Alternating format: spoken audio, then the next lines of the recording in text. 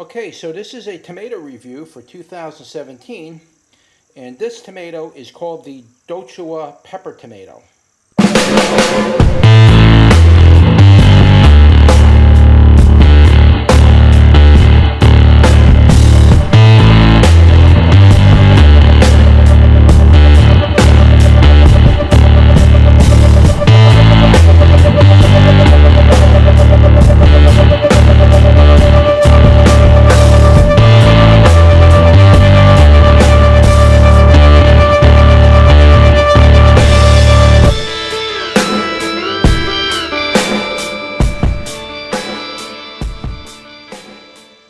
Okay, so let's take a closer look at the DOUCHOUA tomato.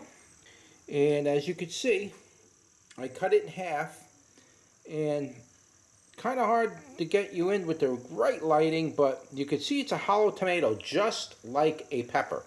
You can hollow this thing out just like a pepper. And in fact, I'll cut the top off of one of these, and I'll hollow out the top and show you can stuff them just like peppers. But let me just show you this first, and talk a little bit about this tomato. Now, I did a review on this last year. I'm redoing the review this year to see if the flavor developed a little differently and if it's consistent. I don't remember what my review was for last year, so I don't remember. What I do remember is these skins were very thick on it. You could peel these tomatoes without even cooking them. That's how thick the skins are. But let's go over some of the attributes of the tomato first. Then I'll cut open the top, and then we'll do a final taste test on it.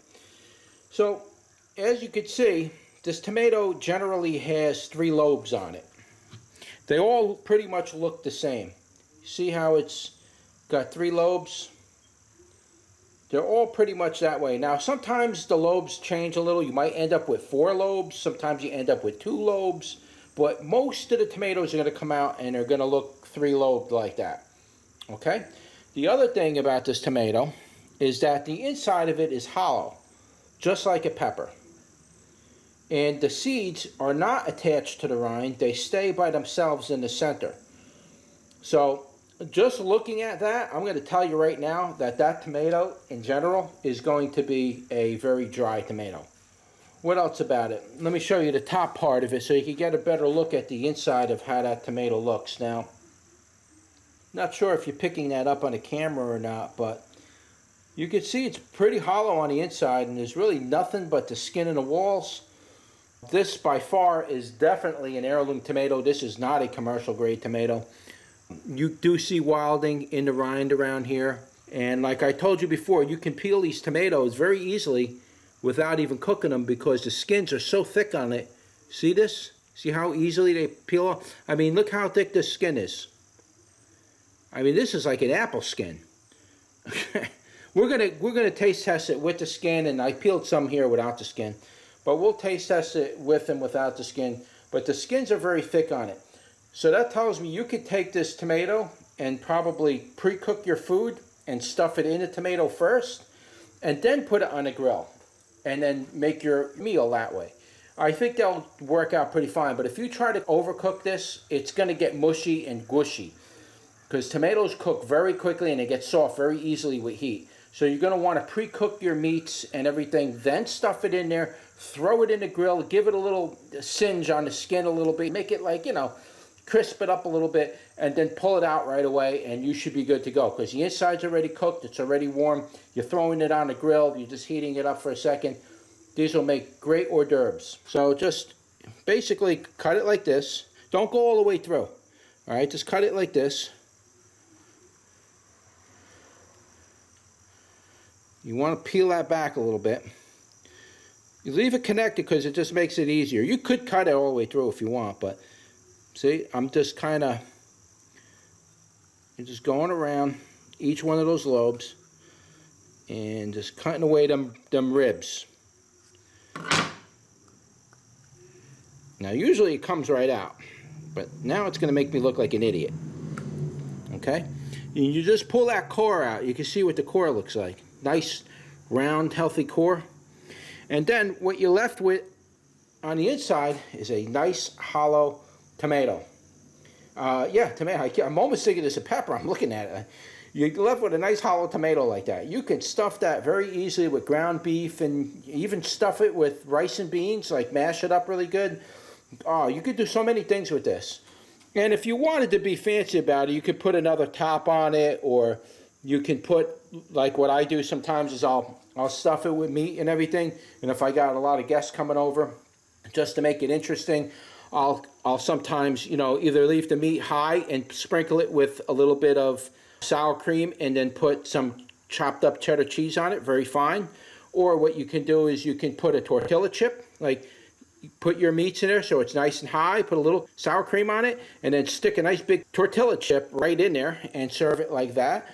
Or you can just kind of stuff it with meat and leave it flat, pre-cook portobello mushroom, and then put the mushroom on the top so the mushrooms, you know, the mushroom is hanging off the top of it so it looks like a mushroom. You could be really creative. I do a lot of different things like that, and I get a lot of different reactions when I make these kind of things, but they're always good. The flavors are all going to work together, so you really can't go wrong. Yeah, you're being creative, but as long as if the flavors are working together and you're not overdoing it with spices and too many different things on it, don't worry about it. Just use your normal stuffed pepper mix, your ground beef or your sausage, and then just serve it in different applications. You can make some really great stuff with this. There's a lot of great ideas you can do with this. But as far as eating it raw, putting it in your salad, I personally wouldn't do that. I mean, you can if that's all you had. Yeah, you probably could. Can you make a salsa with it? Not really. This is almost a paste tomato. If you try to cook it, the sauce is very creamy, very thick. It's almost disgusting cooking this thing, because I've tried to make a sauce with it. It comes out creamy and it's just disgusting. All right, so it's definitely not a good sauce tomato. It may be paste. You can cook it down into a paste. I don't know. But the sauce doesn't turn red. It stays like a cream colored. So it's a very weird thing. I don't know, you're going to make cream colored tomato paste? I guess you could, but it's just very strange. So I don't, for me, cooking with it like that isn't going to work for me. If I'm going to use these tomatoes, I'm going to use them for stuffing them with like stuffed peppers, serve them along with stuffed peppers, and tell people, hey, you want to try my stuffed tomatoes? They're just as good. You could get really creative with it, but outside of that, I'm not that adventurous as far as trying to do too much with it. I tried it with the sauce. It didn't work. I tried it in salad. It was there. I ate it. I wasn't going to waste it. Would I do it again? No. You could try it. Try it for yourself. Grow the tomato, cut it up, put it in the salad, and see if it works for you. I don't know. Skins are too tough for me for salad, raw, and everything. But what's good about this is if you do make a stuffed tomato with it, you could just eat the whole inside of it with a spoon. It all comes out with a spoon, and you got this real thick skin left. So you can really spoon it out with the skin, you know, with the rind, and leave the skin behind. Oh, it's great. It's awesome. I really like this. Maybe I'll do if I got more of these. I didn't get too many of these this year. I have some of these shimaged hollow pepper tomatoes, but I don't have any more of these. If I look like I'm going to get a half dozen more off of there, maybe I'll do a barbecue video and I'll show you how I stuff it with pre-cooked beans and or meats, and how I make my how I would make my stuffed tomato or peppers. All right, so let's give it a taste test. I know I've been rambling enough.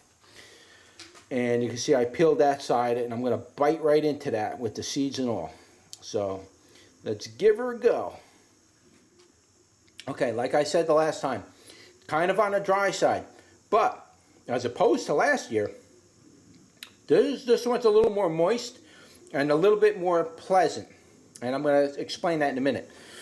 But before I do that, there was a skunky, earthy type of undertone kind of came in after I ate it, swallowed it, and the aftertaste was a little bit earthy, like a dirt or a soil or something weird with it. Some kind of funky undertone over there. It doesn't taste bad. It's just, that'll throw you off. The seed part is causing that. The regular tomato, I don't think. I'm going to taste test a piece of that without the seeds. I think the seeds are causing this funky undertone taste. Let me take another bite and let me try to describe the actual flavor. So, it's not bad, actually, eating it raw this year. Last year wasn't that good. This year, this tastes pretty good. I really must have added a lot of lime or something to the soil for it to taste good, because last year wasn't working too well.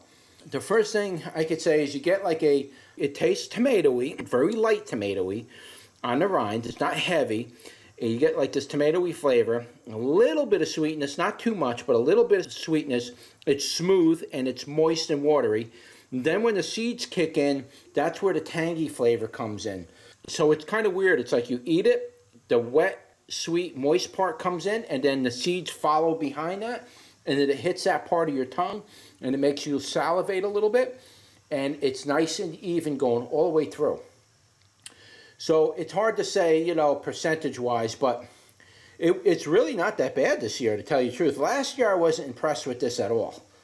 I wasn't too impressed with it. In fact, I didn't eat too many of them. I just saved the seeds, and pretty much, I didn't eat them really. Didn't care for them last year. They didn't taste that good. But this year, they taste really good. It will taste a lot better than they did last year. But let me take one more bite, and then we'll end the review.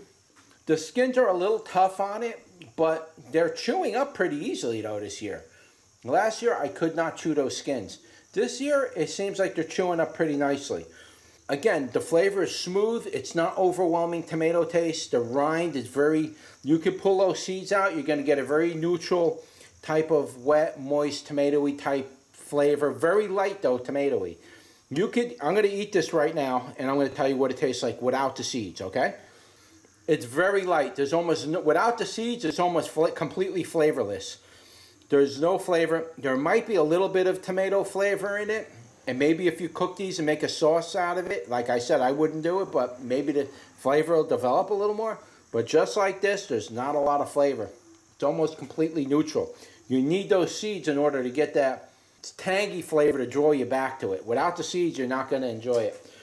It's very mild and bland. You have to put something with this to really enjoy it. So, rating this tomato as far as taste goes, I would rate it maybe a 5 or 6 or even a 7. It's really not high on my level as far as taste goes. As far as function goes, and making a stuffed tomato, which I think would be really good, I'm going to rate this at 8 for use.